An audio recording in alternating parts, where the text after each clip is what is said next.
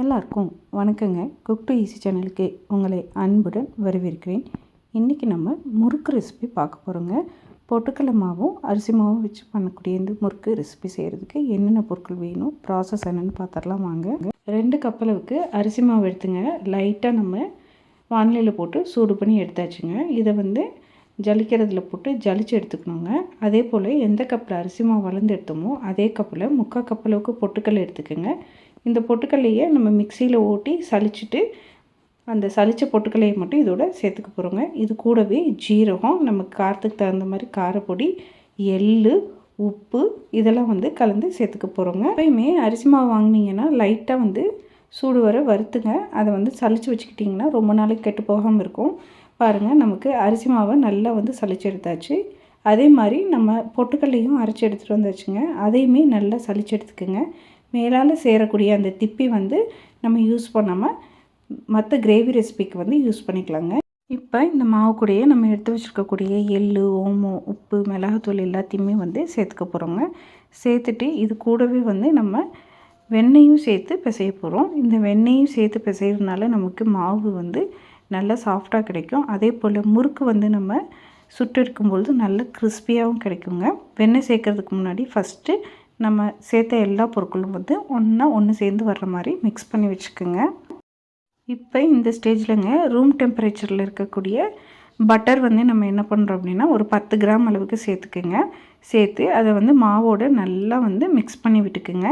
இது மாதிரி மிக்ஸ் பண்ணி விட்டதுக்கப்புறமாங்க நல்லா சுடுதண்ணி காய வச்சு எடுத்து வச்சுருக்கோம். அது கொஞ்சம் கொஞ்சமாக இந்த மாவில் சேர்த்து கலந்துக்கணுங்க. இதுக்கு நம்ம சுடுதண்ணி ஊற்றி செய்யும் பொழுது நம்ம சேர்த்துருக்கக்கூடிய வெண்ணெய் நல்லா அந்த சூட்டுக்கு இலகி மாவோட மிக்ஸ் ஆகி சூப்பராக நமக்கு மாவு கிடைக்கும். இதே மாதிரி கொஞ்சம் கொஞ்சமாக நம்ம தண்ணி விட்டுங்க. நம்ம மாவு பிசைஞ்சு எடுத்துக்க போகிறோங்க. மாவு கை பொறுக்கிற சூடு வந்ததுக்கப்புறமாங்க நம்ம எப்பயும் போல் சப்பாத்தி மாவெல்லாம் பிசைகிற மாதிரி நல்லா இதை உருட்டி எடுத்துக்கிட்டோன்னா நமக்கு மாவு ரெடி ஆயிரும். இந்த மாவு பாருங்கள் நல்லா சாஃப்டாக நமக்கு கிடைக்குங்க. இதுக்கு காரணம் சுடுதண்ணி, அதே போல் வெண்ணெய், இது ரெண்டுமே நம்ம சேர்த்துருக்கிறதுனால தான். இன்றைக்கி நான் இந்த ஸ்டார் அச்சு முறுக்கில் போட்டு இந்த முறுக்கை சுட்டுக்க போகிறீங்க. நம்ம துணியில் இது மாதிரி பரப்பி விட்டுட்டு தனித்தனியாக எடுத்தும் போட்டுக்கலாம். இல்லாட்டி கரண்டியோடைய பின்பகுதியில் நம்ம இதை பிழிஞ்சு விட்டும் போட்டுக்கலாம். இல்லை நீங்கள் எக்ஸ்பீரியன்ஸ்டாக இருக்கீங்க அப்படின்னா டைரெக்டாக நீங்கள் எண்ணெயில் நீங்கள் புழிஞ்சும் எடுத்துக்கலாங்க. ரொம்ப ரொம்ப சுலபமாக செய்யக்கூடிய இந்த முறுக்கு நல்ல கிறிஸ்பியாக டேஸ்டியாக இருக்குங்க நமக்கு சாப்பிட்றதுக்கு. இந்த முறுக்குங்க 2 பக்கமும் நல்லா திருப்பி போட்டு வேக வச்சு எடுத்துக்கிட்டோம்னா சூப்பரான அரிசி மாவு, பொட்டுக்கடலை மாவு சேர்த்து செஞ்ச முறுக்கு ரெடி ஆயிடுச்சுங்க. ரொம்ப ரொம்ப கிறிஸ்பியாக சூப்பராக இருக்குங்க.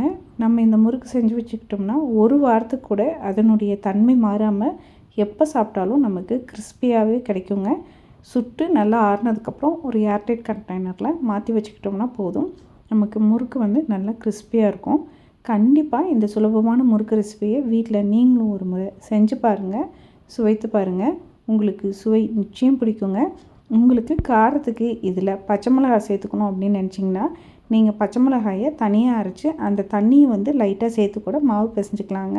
இந்த பொட்டுக்கடலை மாவு சேர்த்து பண்ணக்கூடிய முறுக்கு செய்கிறதுக்கான பேஸ் மாவு இது தாங்க. இதில் உங்களுக்கு பிடிச்ச மாதிரி ஃப்ளேவர்ஸ் நீங்கள் சேர்த்து பண்ணிக்கலாங்க. ரொம்ப ரொம்ப சுலபமான இந்த முறுக்கு ரெசிபி உங்களுக்கு பிடித்திருந்தால் குக் டு ஈஸி சேனலை லைக் பண்ணுங்கள், ஷேர் பண்ணுங்கள், கமெண்ட் பண்ணுங்கள். மறக்காமல் நம்ம குக் டு ஈஸி சேனலை சப்ஸ்கிரைப் பண்ணிக்கோங்க. எல்லாருக்கும் வணக்கங்க.